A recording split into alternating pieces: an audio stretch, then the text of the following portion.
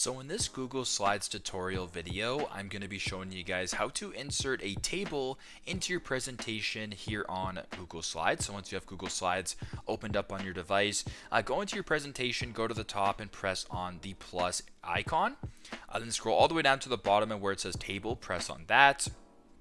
Now you can either play around with it and change the columns or the rows. So if you wanted to do maybe a 4 by 4, you can do that. If you wanted to change it to a 4 by 3, basically just play around with it and insert the table with whatever dimensions you want. So I'm just going to go ahead and press insert table at the bottom.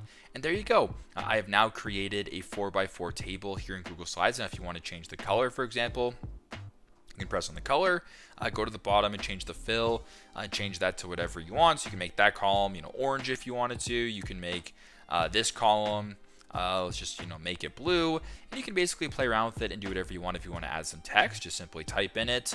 You can type in it that way. You can type in text right here and basically add whatever you wish into your presentation, into your table for that matter, here in Google Slides. So that's a pretty straightforward way of how to insert a table into your presentation here in Google Slides. Thanks again for watching, and I hope this video helps.